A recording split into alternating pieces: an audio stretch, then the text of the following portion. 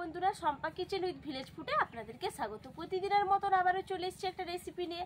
এখন তো শীত পড়ে গেছে, বাজারে প্রচুর রকম সবজি পাওয়া যাচ্ছে, আর ফুলকপি তো প্রচুর পাওয়া যাচ্ছে।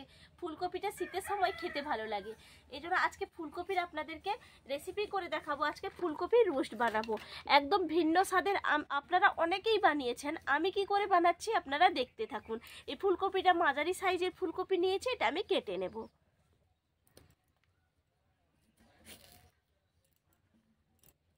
ফুলকপিটা কেটে নিচ্ছি, দেখুন এইভাবে কেটে নেব।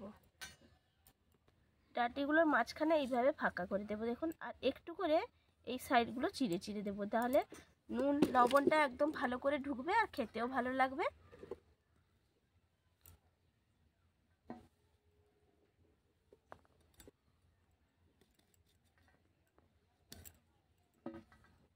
সবজিটার মধ্যে কেটে নিয়েছি, ভালো করে জল দিয়ে ধুয়ে নিচ্ছি। এরপর উনুনটা ধরিয়ে নেব। উনুনটা ধরিয়ে নিয়েছি, কড়াইটা চাপিয়ে দিচ্ছি। কড়াইটা চাপিয়ে দিলাম, কড়াইটা গরম হয়ে গেছে। কড়াইয়ের মধ্যে দিয়ে দিচ্ছি জল। জলটা গরম হয়ে গেছে, জলের মধ্যে দিয়ে দিচ্ছি পরিমাণ অনুযায়ী লবণ। আর এখানে যে ফুলকপিগুলো কেটে রেখেছি, এগুলো কিন্তু ভাপাবো না, শুধু দিয়ে দিচ্ছি, যাতে ফুলকপির মধ্যে তো অনেক সময় পোকামাকড় থাকে, এই জন্য শুধু গরম জলে দিয়েই কিন্তু আমি তুলে নেব। ভাপাবো না, তাহলে খেতে ভালো লাগবে না।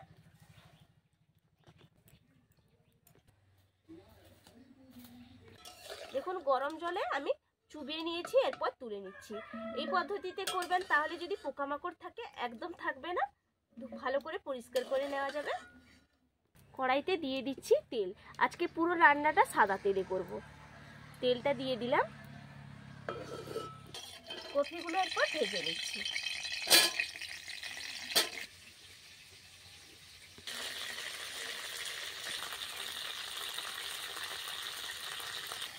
কপিটা ভাজা হতে হতে আমি এইদিকে একটা মশলা তৈরি করে নেব। দেখুন একটা জামবাটি নিয়েছি, জামবাটির মধ্যে আমি দিয়ে দেব দই। এখানে 8 বাটি ছোট বাটির নিয়েছি দই। এখানে চামচে মাপ করলে এখানে 3 চামচ দই আছে। দইয়ের সঙ্গে আমি দিয়ে দেব হলুদের গুঁড়ি, দিয়ে দিচ্ছি কাশ্মীরি লঙ্কার গুঁড়ি, দিয়ে দিচ্ছি জিরে গুঁড়ি, দিয়ে দিচ্ছি পরিমাণ অনুযায়ী গোলমরিচের গুঁড়ি, আর সঙ্গে দিয়ে দেব সামান্য একটু চিনি, দিয়ে ভালো করে ফেটিয়ে নেব। দেখুন মশলাটা ভালো করে আমি ফেটিয়ে নিলাম। এইভাবে ফেটিয়ে নিতে হবে, তাহলে খেতে ভালো লাগবে। দেখুন ফুলকপিগুলো আমি হালকা করে ভেজে নিয়েছি, খুব একটা কিন্তু লাল লাল করে ভাজা যাবে না, এরকম হালকা করে ভেজে নেবেন। দেখুন আমি যেইভাবে ভেজেছি। এরপর যে আমি বাটারটা যে তৈরি করে রাখলাম মশলাটা, এই মশলার সঙ্গে আমি ফুলকপিগুলো তুলে দিয়ে দিচ্ছি।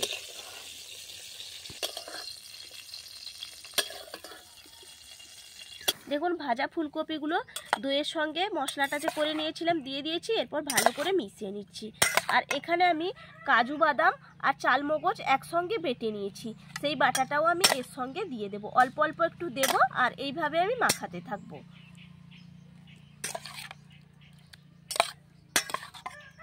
দেখুন ভালো করে মাখিয়ে নিয়েছি সব কিছু মশলা দিয়ে। এরপর একটু পরিমাণ অনুযায়ী দিয়ে দিচ্ছি লবণ। সেদ্ধর সময় লবণটা দিয়েছিলাম, সেদ্ধ তো করিনি, জলটা একটু খালি ভাপিয়ে নিয়েছি, সেই সময় লবণ দিয়েছিলাম, এই জন্য একটু সামান্য পরিমাণে আপনারা মাপঝোঁক করে দিয়ে দেবেন। আমি একটু লবণ দিয়ে দিলাম, দিয়ে ভালো করে আবার মিশিয়ে নিচ্ছি। দেখুন এখানে কাজু বাদাম চালমগজ বেটেছিলাম, একটু জল থেকে গেছে বাটা জলটা, সেই বাটা জলটা একটু দিয়ে দিচ্ছি। দিয়ে এটা 5 মিনিট মতন আমি রেখে দিচ্ছি, আলাদা করে একটা ঢাকা চাপা দিয়ে আমি রেখে দিচ্ছি। 5 মিনিটের জন্য এরকম মাখিয়ে কিন্তু রেখে দিতে হবে।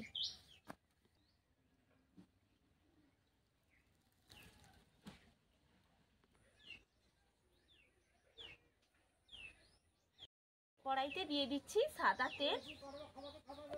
তেল দিয়েছি, আর তার সঙ্গে দিয়ে দেব 1 চামচ ঘি।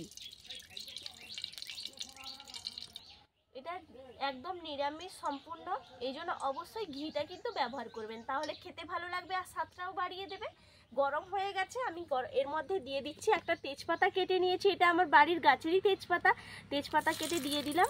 আর এখানে দিয়ে দেব এলাচ, দিয়ে দেব দারচিনি লবঙ্গ, আর সঙ্গে দিয়ে দেব সাহা জিরে, আপনারা যদি সাহা জিরে না পান তাহলে যে বাড়িতে গোটা জিরেটা থাকে সেই জিরেটাও দিলে হবে। দিচ্ছি, এটা আমি ফোড়ন হিসেবে ব্যবহার করলাম, তাহলে খেতে ভালো লাগবে আর গন্ধে তো একদম ভরে যাবে।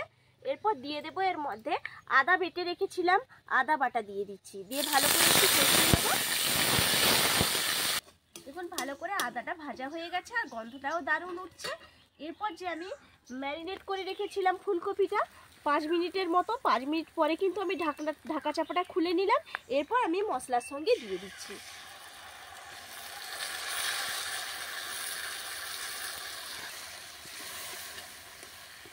দেখুন খুব বেশি কিন্তু জল দেব না, অল্প একটু জল দেব, তার জন্য মশলা অনেকটাই লেগে আছে জামবাটির মধ্যে, সেখানে একটু অল্প জল দিয়ে জামটা আমি ধুয়ে নিচ্ছি। দেখুন দেখতে কতটা লোভনীয় লাগছে আর গ্রেভিটা দেখেই আপনারা বুঝতেই পারছেন যে কতটা সুন্দর হয়েছে। এরপর আমি যে মশলা ধোয়া জলটা দিয়ে দিচ্ছি। এরপর আমি একটা ঢাকা চাপা দিয়ে দিচ্ছি, যে যতটুকু কুক হতে বাকি আছে একদম পারফেক্টভাবে হয়ে যাবে। দিলে আজকে একদম ফুলকপি রোস্ট রেডি।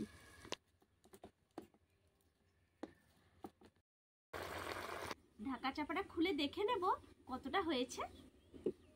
দেখুন দেখতে কতটা লোভনীয় হয়েছে আর দেখুন কি সুন্দর লাগছে। আর গ্রেভিটা দেখুন, গ্রেভিটা দেখেই কিন্তু জিভে জল চলে আসবে, এতটা সুন্দর হয়েছে।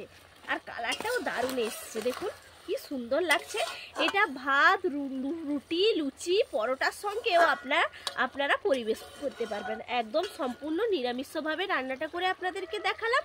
আর গরম গরম ভাতের সঙ্গে তো কথাই হবে না, গরম গরম ভাত আর একটা রেসিপি দিয়ে জমিয়ে খাওয়া হয়ে যাবে একদম। আজকে আমার রেসিপি ফুলকপির রোস্ট রেডি হয়ে গেছে। কম মশলা দিয়ে, বাড়িতে থাকা মশলা দিয়ে কিন্তু তৈরি করে নিতে পারবেন একটা অসাধারণ রান্না, অসাধারণভাবে করে তুলতে পারবেন। আর বাড়ির সবাইকে চমকেও দিতে পারবেন, সবাই প্রশংসা করতে বাধ্যই হবে। এরপর চলে যাই গরম গরম ভাতের সঙ্গে পরিবেশন করব। ফুলকপি রোস্ট নিয়ে হাজির, সঙ্গে ভাত। আজকে আপনাদের দাদা ভাইও সঙ্গে আছে, আজকে বাড়িতে ছিল বলে আজকে খেতে পারলাম। যেদিন থাকে না সেদিন একা একা আর খেতে ভালো লাগে না।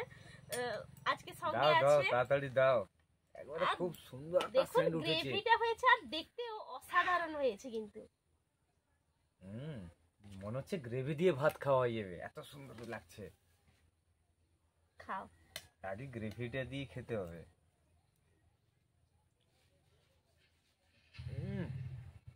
কেমন কেমন আরো বলতে আছে, আমি কিছু বলবো না, বলে বোঝানো যাবে না। নিরামিষ রেসিপি এত সুন্দর, এইভাবে একবার বানিয়ে অবশ্যই একবার ট্রাই করে দেখবেন। আপনারা এইভাবে বানিয়ে ফেলবেন, দেখবেন অনেকটাই তুমি একটু সুন্দর খাও লাগবে। না, তুমি খাও, না, আমি একটু পরে নাও না। খাবো। ফুলকপিটা খেয়ে দেখো, একবারে দুর্দান্ত রেসিপি হয়েছে। হেভি লাগছে খেতে। আর রুটি, পরোটা, লুচির সঙ্গেও কিন্তু দারুণ লাগবে খেতে। আপনারাও বানিয়ে ফেলবেন, একবারে দারুণ, মানে দারুণ। আর ফাঁকা জায়গায় বসে রান্না করি তো, এখানে রান্নাঘর আলাদা করে নেই, এই জন্য হয়তো একটু সমস্যা হলে আপনারা অবশ্যই মাপঝোপ করে দেখে নেবেন। তোমরা একটু যদি সাপোর্ট করো তাহলে অবশ্যই রান্নাঘর করতে পারবো। যদি আপনারা সাপোর্ট করেন তাহলে রান্নাঘর একটা করতে পারবো, না হলে করা সম্ভব হচ্ছে না। আপনারা সবাই ভালো থাকবেন, সুস্থ থাকবেন। আবার পরে রেসিপিতে দেখা হবে। টাটা।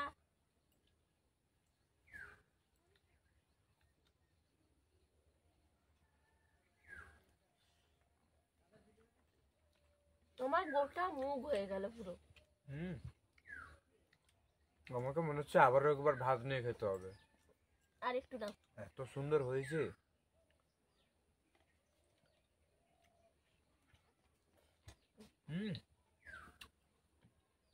আজ একবারে পেট ভর্তি করে ভাত খাবো। আর আপনারা তো জানেন আপনাদের দাদা ভাই কতটা খেতে ভালোবাসে, এই জন্য যে কোনো রেসিপি করলে এত আনন্দ করে খায়, কি বলবো, মানে রেসিপি করেও ভালোই লাগে। আর একবার তুমি আরো একবার ভাত আনবে। আচ্ছা তুমি খাও, আমি দিয়ে আসবো।